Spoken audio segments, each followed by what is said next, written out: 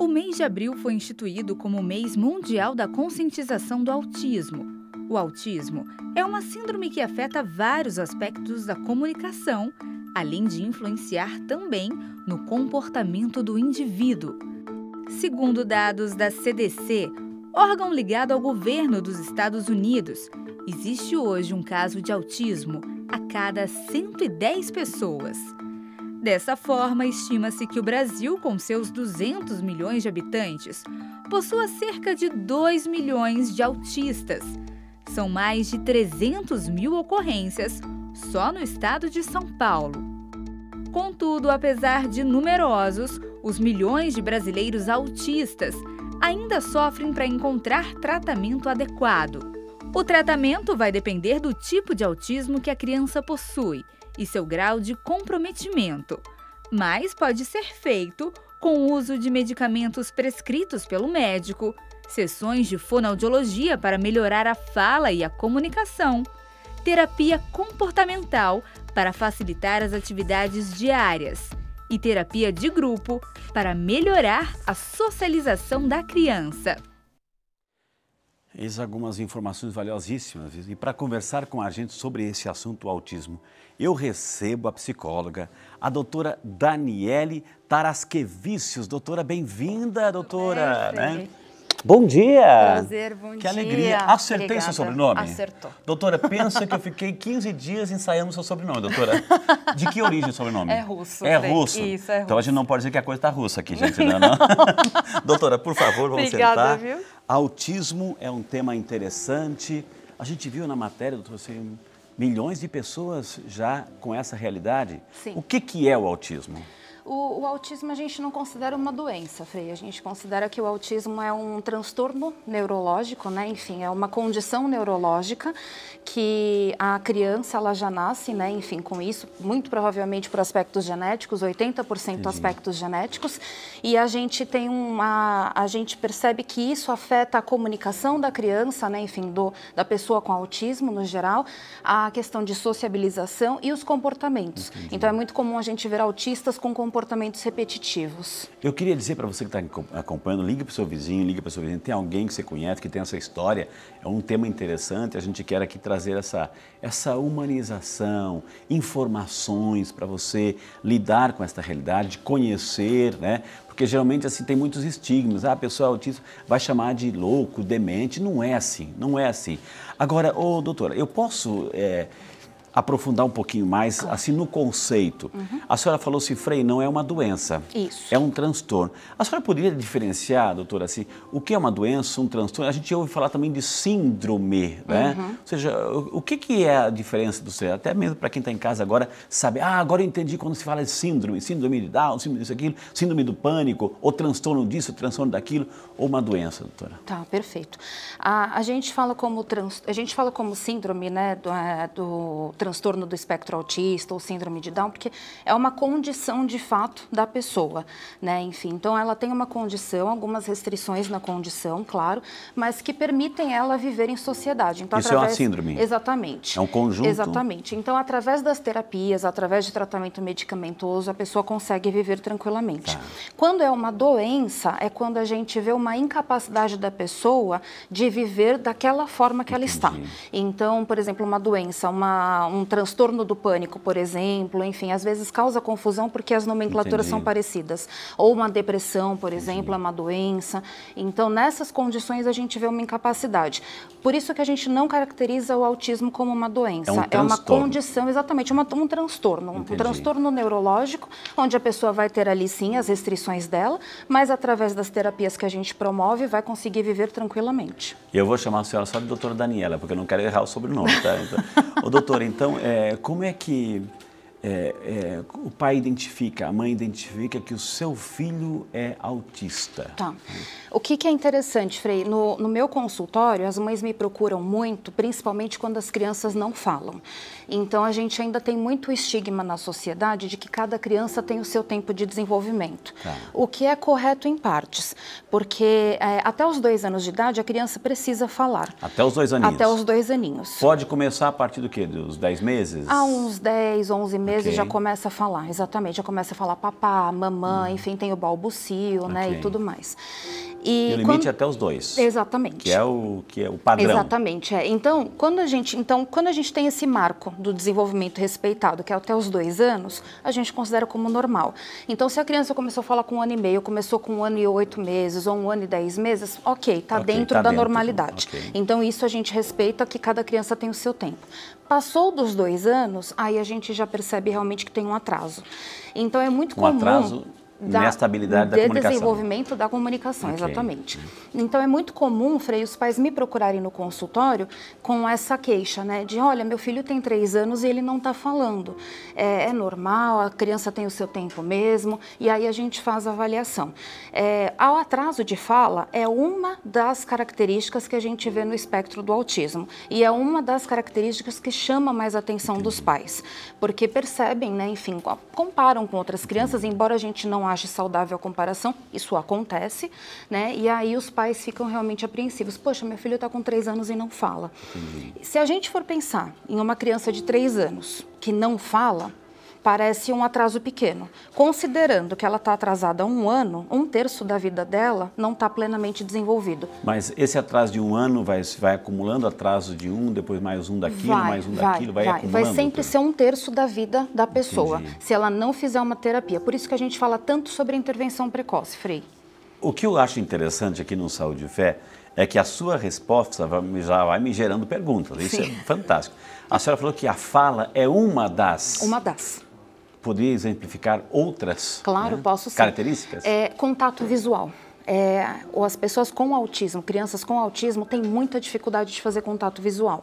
E é interessante... Ou seja, de olhar nos olhos, exatamente, assim, de conversar? De olhar nos olhos, exatamente, de fazer esse contato que nós estamos fazendo. Entendi. E esses sinais, Frei, eles ficam mais evidentes na criança com 3 anos. Por isso que esse público, né, de crianças de 3, 4, 5 anos, acabam indo mais para o tratamento. Mas a partir dos 6 meses de idade, quando a criança ainda é um bebê, a gente já consegue acompanhar isso. Porque é aquela brincadeira com a criança de chamar atenção para alguma coisa e ela está olhando para outro lugar, exatamente. Então, assim, é muito comum, por exemplo, quando a mãe vai brincar assim, por exemplo, de colocar alguma coisinha no rosto e brincar, achou? A criança não olha para você. Entendi. Ela, durante o momento de amamentação, ela não interage visualmente com a mãe. E mesmo depois que cresce também. Então, comunicação, já estou aprendendo aqui, olha, comunicação, contato visual. É muito comum também as mães se questionarem se os filhos têm alguma questão de audição, porque as mães se queixam muito... Porque chama atenção, não olham, penso que é não estou escutando. Exatamente. Então, por exemplo, a criança se chama Gabriel. Gabriel. A criança parece que está alheia. Então, ela parece que não ouve. Então, as mães ficam sempre com essa sensação de que, poxa, será que meu filho tem algum problema auditivo? Porque eu chamo e ele não ouve.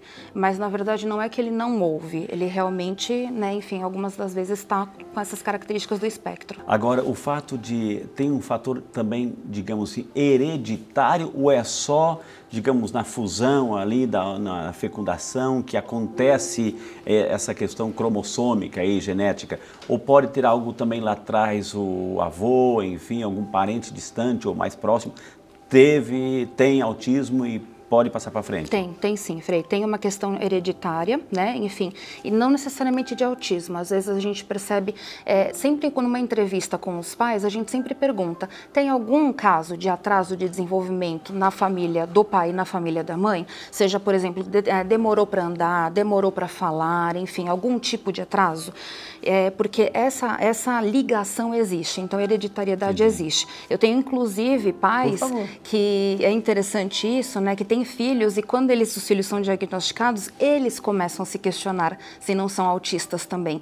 Então, eu tenho casos que os pais descobrem depois de adultos, né, enfim, que são autistas também, mas que antes, por uma série de fatores, falta de informação e tudo mais, não foram diagnosticados. Existem graus de autismo, doutora, assim, graus mais leves, moderados e mais profundos, assim, doutora? Como é que é? Existem sim, e na verdade, quais graus que existem? Existem o leve, o moderado e o severo. Entendi. A gente não fala, na verdade, de grau de complexidade, a gente fala de grau de dependência, Frei. Então, assim, uma criança que ela tem um grau severo, ela tem uma dependência maior. Então, ela precisa mais da rede de apoio da família do que uma criança, por exemplo, no espectro leve. Então, ela precisa mais de apoio para se alimentar, para tomar banho, enfim, para fazer as funções básicas. Entendi. Um leve, por exemplo, ele tem uma questão mais voltada para a sociabilização. Então, é uma criança que ela até tenta socializar com outras, mas não sabe como. Então, a gente percebe que tem essa dificuldade. Entendi. Então, por isso que ela está no espectro leve. Ela não depende tanto da rede de apoio dos pais, né, dos familiares, para fazer funções básicas. Então, a gente caracteriza dessa forma, na verdade. Eu digo isso porque a gente sabe, assim, algumas histórias, assim, de até alguns jogadores famosíssimos de nível internacional, enfim, que tem alguns graus, assim, que mesmo assim tem... Porque o autista, doutora, ele é focado, né? Ele é focado... Por exemplo, uma vez eu conheci uma criança, né? Que ele, por exemplo, tinha dificuldades, assim, enfim, do português, da matemática, é um pouco agitado, enfim, a situação, assim, mas, assim, interessante como ele tinha uma habilidade, doutora, assim, um foco, tudo que você perguntasse de Fórmula 1, escuderias, pilotos, campeonatos, quem foi em primeiro, segundo, terceiro, ele sabia, ou seja, o foco dele era isso, né? Ele vai potencializar esse lado, ele vai ser um expert nesse sentido. Como é que funciona a cabecinha, a mente aí, doutor? Essa pergunta é interessante. Um dos aspectos do espectro é eles desenvolverem o que a gente chama de hiperfoco. O que é o hiperfoco? É justamente esse foco muito grande em algum assunto. Então, alguns desenvolvem um foco muito grande no idioma inglês, por isso que alguns autistas falam inglês. Alguns por exemplo, por animais. Tem até uma série no Netflix que é super interessante, que chama Atypical. Típico? Atypical. Atípico, Isso, olha, atípico em inglês. Você entendeu, essa série ajuda a entender o autismo? Entende. Atípico, Netflix. Né? Isso. E o personagem principal, e o personagem principal, Frei, ele tem um hiperfoco com pinguins. Então ele sabe tudo sobre pinguins, absolutamente tudo.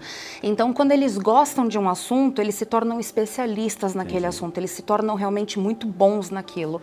Então, essa é uma característica que a gente vê no espectro, mas que muitas vezes acaba sendo, de certa forma, positiva. Por isso que a gente não avalia como doença, porque não é algo que limita. Ok, olha que interessante, bonito, isso é um transtorno, não é uma doença, é um transtorno. Agora, ok, até os 3 anos, então, é identificado até os 3 anos. Isso. Tudo. Geralmente até os 3 anos. Mas depois a criança começa a crescer. Né? Começa a crescer e está chegando a hora de ir para a escolinha. Né? E aí? Tem que ser uma escolinha especial ou não?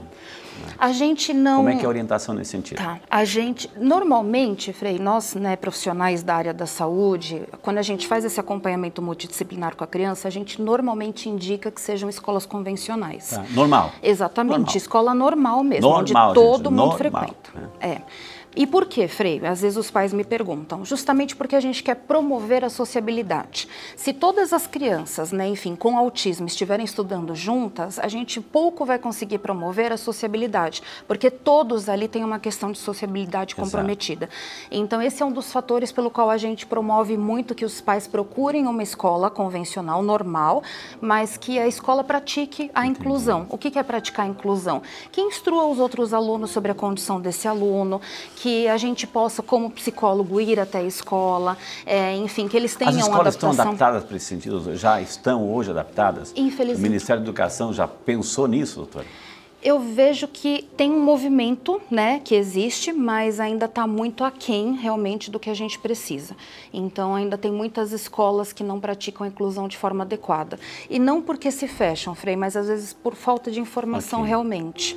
E não se trata, doutora, assim, muita gente pensa assim que por ter autismo ou até mesmo a síndrome de Down ou situações assim, muitas famílias tentam esconder, privar aquela criança desse convívio social, da escola, porque vai ser vergonhoso, vai ser isso, aquilo. Não pode fazer isso, não pode nem pensar em fazer isso. Não, não pode. Tem muitos pais, receber o diagnóstico de que seu filho é autista, não é fácil. Eu vejo isso realmente assim, as famílias, muitas passam por um processo de luto mesmo.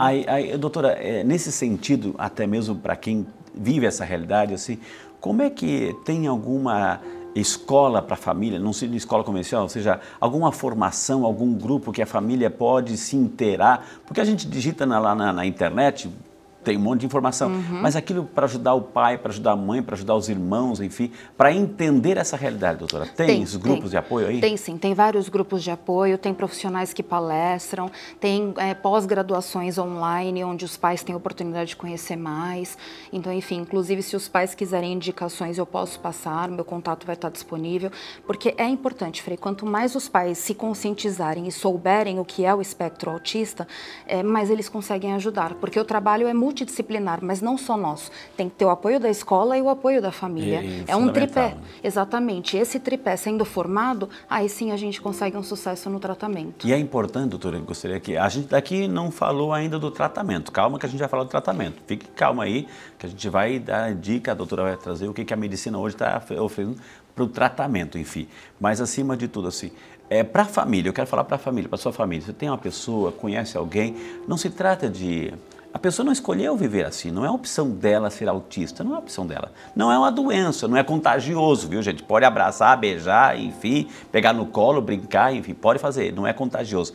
Mas, acima de tudo, sabendo que ela tem eu vou usar uma expressão, de repente não é nem essa, esse retraso no aprendizado, mas vai chegar lá, vai aprender, enfim, não é para se xingar, para chamar de demente, para chamar de louco, não se trata disso. Isso não ajuda, né, doutora? Exatamente. E um ponto que é interessante, Frei, assim, as crianças com autismo, principalmente, falo crianças, né, porque adultos já estão mais adaptados, as crianças, elas têm muitas crises, e algumas crises que, até para os pais, são crises que acabam assustando, e acabam preocupando muito. Então, por exemplo, às vezes as crianças, elas se autoagridem, às vezes as crianças... Exatamente, se autoagridem, às vezes batem a cabecinha no chão ou na parede, enfim, se arranham, ou acabam agredindo a outra pessoa que está tentando ajudar. E não fazem por querer. Doutora, não fazem por querer. E aí é muito comum as outras pessoas terem um julgamento e falar, nossa, olha que criança mal educada, olha esse pai o que está fazendo. Eu conheço um jovem, doutor, só para trazer uma experiência assim, um abraço para o Marcão, né? Ele é um jovem, já tem os seus 27, 28 anos, ele é autista e ele ama passarinho, sabe todas as espécies de passarinho, enfim, e ele é muito espontâneo, então se ele está num grupo assim, ele vai lá, conversa com um, já sai daquele grupo, conversa com outro, se é uma senhora, ele passa a mão no cabelo, é uma maneira assim de ser afetuoso, carinhoso. Muita gente não entende, acha que a pessoa está invadindo, está dizendo, porque eles são espontâneos também, doutora. Né? São, exatamente. Então, ao mesmo tempo que eles têm a crise, eles são espontâneos, eles abraçam, enfim, às vezes tem um estigma, autista não gosta de ser abraçado. Não é uma regra, tem muitos que gostam, tem muitos que dão beijo, então, enfim, tem uma série de fatores aí de socialização que a gente percebe que eles têm essa necessidade e às vezes as pessoas acham estranho. Tem que saber conviver com diferentes também, tem que saber conviver, exatamente. E vamos dar continuidade ao nosso bate-papo aí com a doutora Daniela Tarasquevicius, acertei de novo, minha gente, assim, né? De origem russa, hoje o assunto é sobre autismo. Doutora, a gente falou alguns sintomas, características, enfim.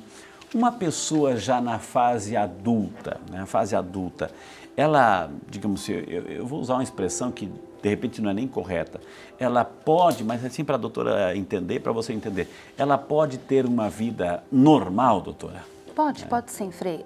A gente tem muitos autistas adultos, atualmente casados, né, com filhos, trabalham, empreendedores, empresários. Que lindo, né? Exato. Temos, inclusive, artistas, enfim. Então, pode sim. Através de terapias, as pessoas conseguem chegar numa condição de ter uma vida realmente muito próxima de uma condição neurotípica, como nós chamamos. Não é doença, a gente já aprendeu aqui, graças a Deus, é um transtorno.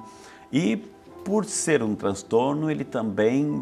Mas ele tem uma terapia, eu vou perguntar, ele tem algum tipo de tratamento mais específico, doutora? Tem sim, Frei.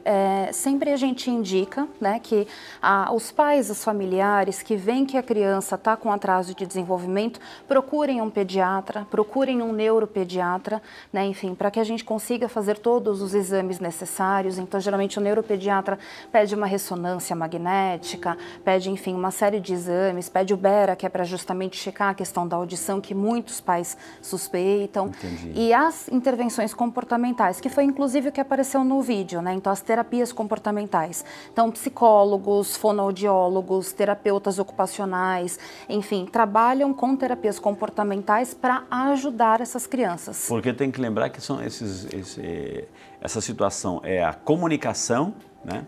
E também a interação social, doutora. Isso. Então, é sobre isso que a terapia, que a medicina vai agir, é isso? Exatamente. Sobre o comportamento, né, os comportamentos repetitivos, a sociabilização e a comunicação, exatamente. Que é a famosa terapia ABA. Então, muitos hoje pais que descobrem a criança com atraso de desenvolvimento e não necessariamente com diagnóstico de autismo, mas quando já tem esse atraso, eles vão atrás e já procuram. A psicóloga trabalha com terapia ABA? A fono trabalha com terapia ABA? ABA é uma sigla? ABA é uma sigla, que é uma sigla americana, que significa Análise do Comportamento Aplicada. Okay. E aí muita gente confunde e pergunta, é método ABA? Não, é uma ciência, né? Então é uma ciência dentro da psicologia, uma abordagem que a gente foca muito no comportamento e aí através de mudanças de comportamento a gente consegue fazer com que a criança tenha um desenvolvimento muito melhor e uma infância mais saudável. Ok, então é uma terapia do comportamento, um trabalho voltado para o comportamento, pelo conhecimento, a fala. Isso implica também o uso, talvez, amanhã depois, de algum tipo de medicação, doutora? Sim. Sim. E para quê, nesse sentido? Por exemplo, se o autista não dorme muito bem, por exemplo, entra uma medicação, é muito comum a gente ver essa comorbidade. Às vezes questões de desatenção, ou às vezes muita agitação, ou muita agressividade. Então é muito comum, por exemplo, muitas crianças com autismo hoje tomam uma medicação que é o risperidona, que ajuda justamente a conter esses lapsos de agressividade, esses lapsos de hiperatividade, enfim, aí a gente conseguindo estabilizar fisicamente, quimicamente a criança, a gente consegue trabalhar com ela muito melhor dentro do consultório, nas terapias comportamentais. As crianças, elas reproduzem o que elas aprendem. Então, dentro do consultório, a gente ensina a como viver em sociedade, a como ter uma comunicação, a como lidar com outras pessoas. E os limites, assim, porque para todas as crianças os pais têm que colocar limite, às vezes tem a necessidade de dizer muitos nãos durante o dia. Sim. Pode-se também dizer o não, aqui não pode, não isso, aquilo, como um filho normal. Sim, pode e deve, Frei. Deve. Muitas vezes as pessoas me perguntam, mas é uma criança com autismo, eu vou falar não? Deve falar não. A criança, ela tem que entender... Ou muitos dizem assim, eu vou falar, não adianta falar que vai fazer de novo. Exatamente. Ela tem que entender realmente que tenham limites. O que a gente precisa passar são esses limites de uma forma diferente. Exato. Para uma criança atípica, você fala, olha, não pode fazer isso. A criança entende, talvez vá lá fazer, enfim. Se embila, chora, exatamente, etc. Mas entende. Uma criança com autismo, ela já não tem essa habilidade de compreensão. Então, a gente precisa passar de outras formas. Mas os limites devem existir. Muitos pais não colocam justamente por conta do TEA, né, do transtorno do espectro autista. Mas é uma questão que nós batemos muito forte, que precisa haver. A senhora usou uma expressão que eu ia perguntar. A senhora usou uma expressão para explicar. Batemos muito forte, né? Muitos, assim, agridem as crianças, né? Ou seja, que a gente, pelo amor de Deus, o respeito, o amor, o carinho, né? Muitos agridem porque justamente tem esse comportamento diferenciado, Sim. Enfim, aí apanham, literalmente apanham. Não é o melhor método para ninguém. E para uma pessoa autista? É pior. Muito pior. Nenhuma criança no mundo deveria apanhar, né? Merece e não deveria apanhar, né, Frei? Porque nós sabemos que punição realmente não educa. Mas é uma mudança de sociedade. A gente tem ainda muitos pais, né, que sofreram agressões quando eram crianças e que ainda tem o relato de que, poxa, eu apanhei e não tive problemas nenhum, por que eu não posso bater? Então a gente enfatiza muito isso, que realmente a educação, ela tem que ser pela orientação, tem que ser realmente pelo manejo do comportamento. A criança tem que entender o porquê ela não pode fazer aquilo. Como é, doutora, desculpe interromper, claro. Como é que nesse caso a senhora poderia ajudar esse pai, essa mãe, que de repente estão acompanhando agora o programa assim, mas se o Frei estivesse aqui, mas se a doutora estivesse aqui, a realidade em que eu vivo, a realidade que eu tenho que lidar. Então, para ajudar essa pessoa, como é que pode ser, como é que trabalhar essa questão também do limite, ao mesmo tempo da Como lidar com essa situação, doutora? Né? Quando de repente passa, né, extrapola. Né? Claro, é importante sempre estabelecer o limite, né, tanto para a criança com autismo quanto para a criança com desenvolvimento típico.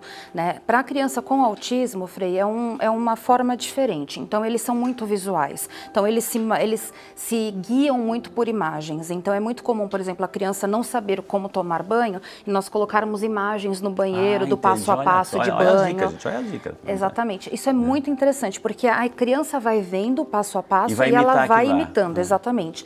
Então, a capacidade de imitação, Frei, é um dos pontos que nós trabalhamos muito na terapia e que funciona muito bem. Entendi. Porque a partir do momento que a gente tem a imitação, aquele repertório vai sendo associado e a criança vai começando a fazer. Entendi. Então, isso é muito interessante. E aí, os limites também devem ser estipulados. Então, por exemplo, ele tem a mesinha dele para brincar e tem uma outra mesa que, enfim, é da irmã ou é a mesa de refeição. Isso tem que ser explicado. Quando ele for brincado, não, aqui não é a sua mesa, aqui é a sua mesa. Brincar é aqui.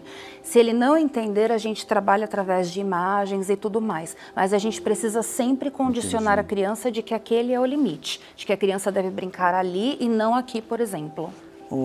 Eu estou fazendo todas as minhas perguntas assim.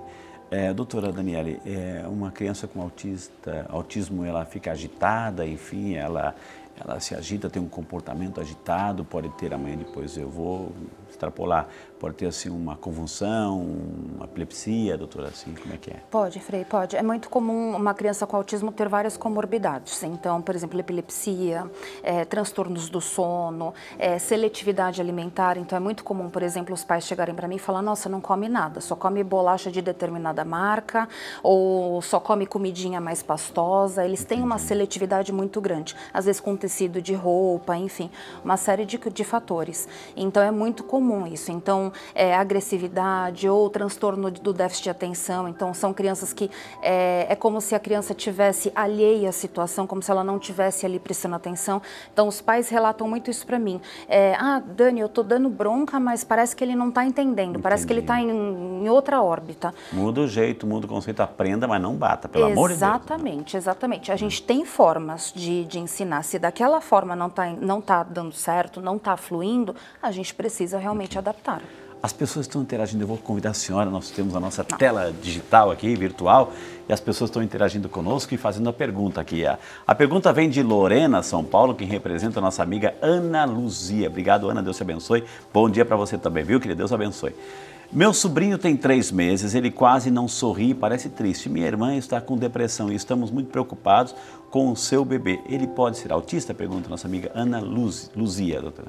Com 3 meses, Frei, ainda é muito recente, né? O que eu diria para ela para Ana, a gente aguardar um pouquinho mais para a gente acompanhar se tem outros sinais. Mas a mãe está com depressão, e aí, doutora? A mãe com depressão com certeza influencia no comportamento da criança, né? Então essa mãe exatamente, com certeza precisa de tratamento, precisa ir num médico psiquiatra ou num neurologista para poder tomar uma medicação, fazer um acompanhamento psicológico.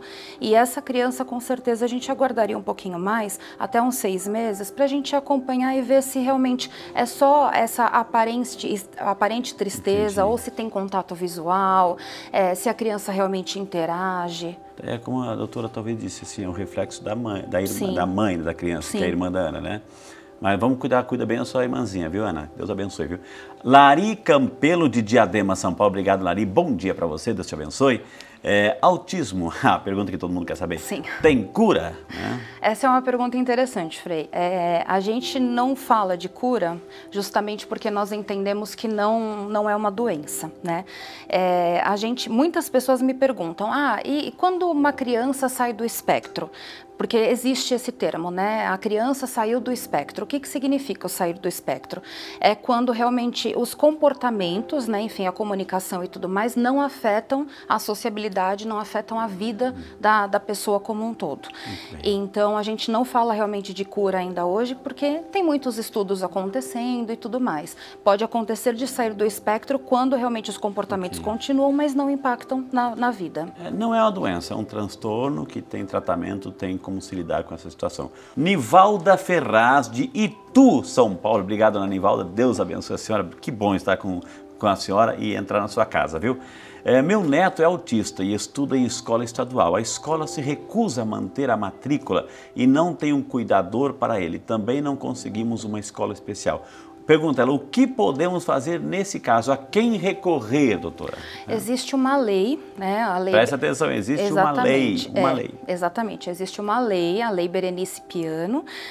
Como é que é o nome? Berenice Piano, exatamente. Consulta lá, Lei Berenice Piano. Exatamente.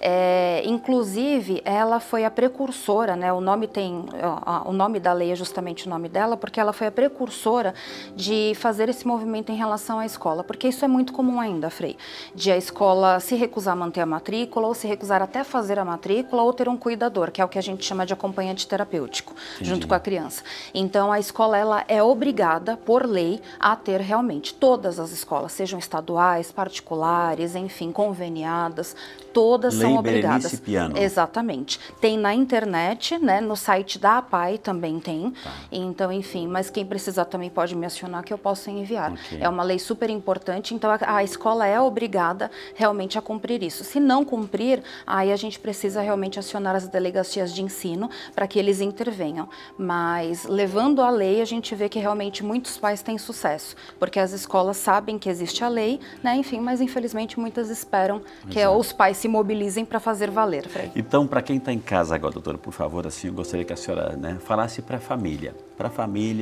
que tem uma pessoa com autismo, enfim, aquela mensagem de quem entende, de quem lida, de quem ajuda o pai, a mãe e até a criança, enfim, que mensagem que a gente pode guardar no coração hoje no Saúde e Fé?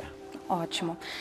O que eu diria para as famílias, embora eu entenda, né, realmente que o diagnóstico não é fácil, ouvir realmente, né, que a criança tem autismo não seja fácil, quanto mais cedo a gente começar essa intervenção é muito melhor. Então, muitos pais às vezes me perguntam, poxa, mas eu não tenho o diagnóstico fechado ainda, eu começo a intervenção? Comece.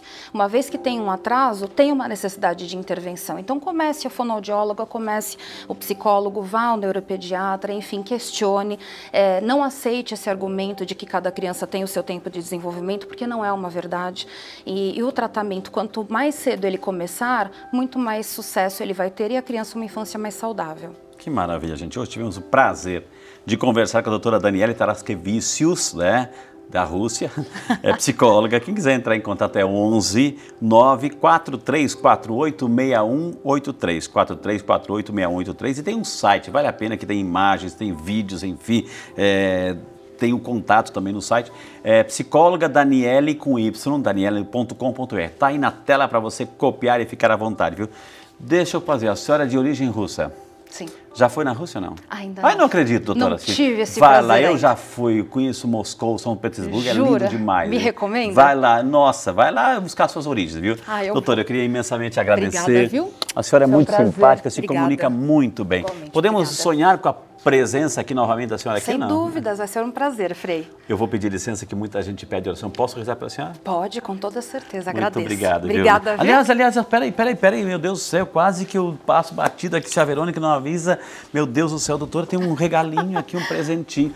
Olha aqui, a Saúde e Fé. A senhora aceita colocar uma canequinha no seu consultório aqui, doutora? Com certeza, Para tomar um chazinho, assim. Com certeza. Muita gente vai perguntar, a senhora vai dizer, não, é só assistir o Saúde e Fé na TV Aparecida, Exatamente, tá bom? com certeza. E esse aqui é o São Peregrino, protetor contra o mal do câncer. Gostaria que a senhora colocasse também lá num cantinho especial, viu? Coloco sim. Mais um beijo, então. Obrigada, viu? Deus Obrigada. abençoe, viu? Parabéns, viu? Obrigada, Deus abençoe. Tchau, tchau.